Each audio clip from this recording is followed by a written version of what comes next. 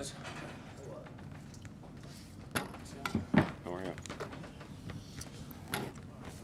Justin, good job. You took the red eye back.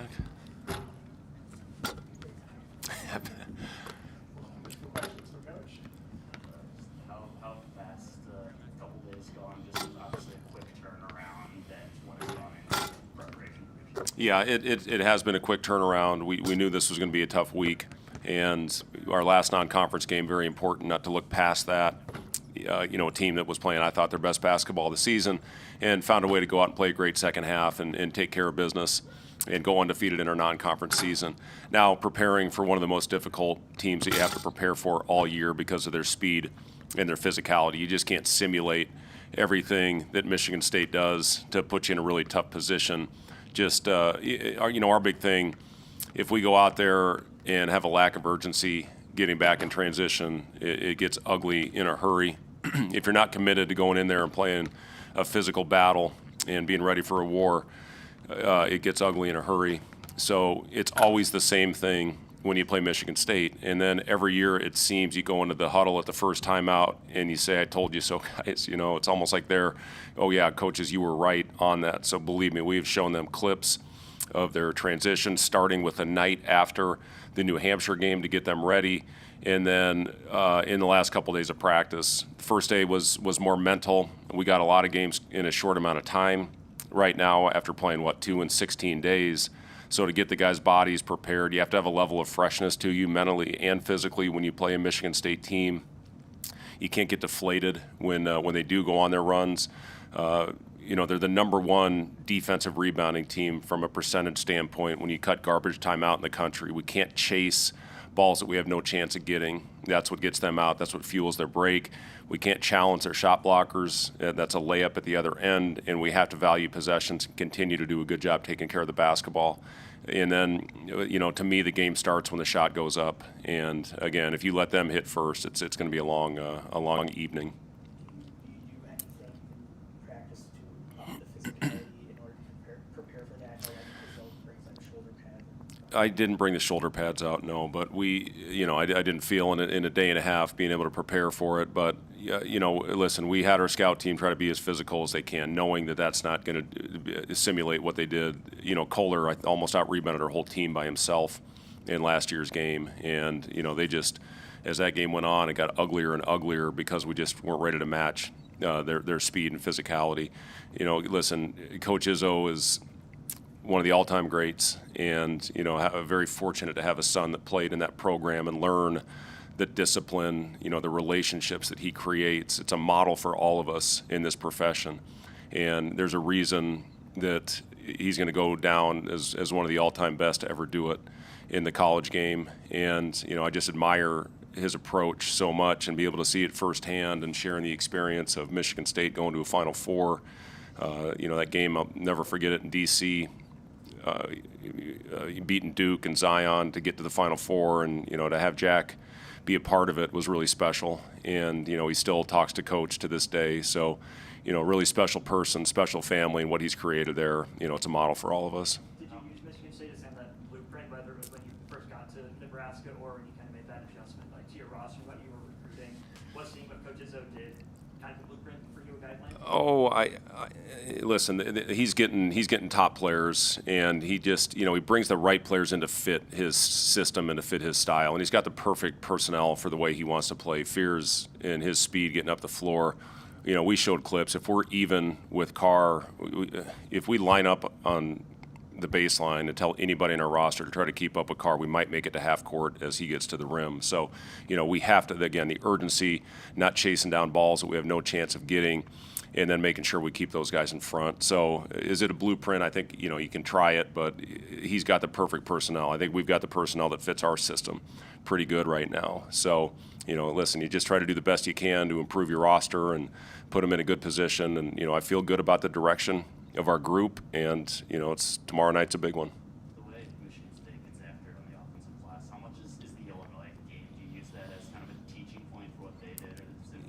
Yeah, there is some similarities, absolutely, and that's this league. And, listen, you get 2, really 3 with Wisconsin size, and then you get Illinois. That's Brad Underwood. You hear him every press conference, talks about offensive rebounding. If his guys don't go, they sit in the bench. And it's the same thing with Coach Izzo. They've got their standards. They live up to them. If they don't, they're not going to play. And so, yeah, the first 3 games for us in league will prepare us. We got 18 opportunities in front of us, 9 more at home. It's crazy. I know I saw Rick Pitino talking about this, the sand going through the hourglass. It's going and going fast. We only have 9 more opportunities in front of our great fans. It's going to be an unbelievable atmosphere and environment, and this is what it's all about. These are the fun games. We got past the grind of the non-conference portion of the schedule, and we didn't have any hiccups, and that's great. I'm proud of our guys for doing that, but now it's for real with what we got coming up here for the remainder of the Big Ten play and what I think is the best conference in the country. So, just got to go out and grind, battle through adversity. That's going to be a big thing in tomorrow night's game and in all remaining 18 contests that we have. How much do you guys sort of embrace a matchup like this and kind of show they can out-muscle and out-physical a team like that? Well, I think they've embraced every time that we've gone out on the floor. Now, we've gotten out to some slow starts, obviously. Some of that is the ball hasn't gone in the basket. We still have defended, even though the ball hasn't gone in. We weren't as good the other night against New Hampshire, but a lot of that, give them credit for making shots. So, yeah, starts in this league are going to be very important. We're going to have to get off to better starts, and part of that is trusting your shot, finishing your shot. We've got great shooters on this team. We got to start making some of those to get off to better starts. But that being said, our guys have really adjusted. When we've gone into halftime and done certain things and tweaked things, they've gone out and executed very well. So whatever happens, we got to keep after it. If you put your head down, if you feel sorry for yourself, if you lose that edge and urgency for 2 minutes in this league, teams smell blood in the water and you're dead. So we just got to fight whatever the circumstances are and continue to go out there and battle. I know it was in garbage time, but you had 3 bigs on the floor late the other night. How viable is that, especially as you face bigger opponents? Yeah, potentially. We'll see how it's going out there, but we may have smaller lineups out there with Braden. We've played him a lot at the 4. Obviously, early in the season, getting Oogie back is important. He did not practice yesterday. He was back on the floor today. That was by design. But we're going to hopefully continue to up his minutes as we go. A lot of that will depend on how he's feeling physically. So, but yeah, it was great to have him back out there, and it was an important stretch for Oogie to knock down that shot. I thought I had a couple really good takes to the basket, got the and one, and just to shake the rust off and get his timing. He threw one right off of Leo's ankle on one play, and it was a little bit sped up on another one, and that's going to take some time to get past that. And he's played this game for a long time. We trust him, but we can't expect him to go out there and play at top form when he had his first experience on the floor with limited practice time. So we're going to continue to try to get him ready as much as his back will allow, and hopefully have him the rest of the year. As much as it's just another game, business-like mentality, where's the line of the emotional maturity also meeting the moment of the first top 15 matchup in PBA history? Yeah, the Illinois game was an important one for us. We went into a hostile environment, played a top 15 team, and had a really good performance. A lot of that was we got off to a good start, and you played I think a really good Wisconsin team at home in our building in a great atmosphere. You play Creighton, you look what they're doing right now. That's a really good basketball team with a great coach. So it's another challenge for us that poses different things that we haven't seen before. We won't experience this speed like this all year again. So we have to embrace it, the challenge of it, and go out there and execute the game plan. We have to be on point for 40 minutes from here on out. If we're not, we're going to be in trouble. What's made your league guards so good this year at not turning the ball over, and how's that playing to keep them out of transition? Yeah, it's a huge part of transition. Obviously when the ball goes in the basket, you have a better chance, even though Michigan State gets it out. They're as fast after a make as they are sometimes when the ball comes off the rim. But yes, the guards, we can't play in crowds. They do a good job swarming. We can't over-penetrate against this team. And like I said, we can't challenge them at the rim. Those are things that really fuel their break. When you go in there and try to put one over their big and don't come to a jump stop and play off 2 feet. That thing's going the other way in a hurry. And then the turnover, it's a basket. So, we have to continue to value it. And again, our guys have done a really, really good job, and we have to continue with that trend. After Michigan State beat Cornell the other night, Coach Izzo brought up attention to detail. How important do you think that would be in this game? Yeah, that's important every night. You have to go out anytime you put a game plan in. Our coaches do a great job of watching a ton of tape, a ton of film, putting a game plan together to give us the best chance to win. And the attention to detail in the game plan is very important.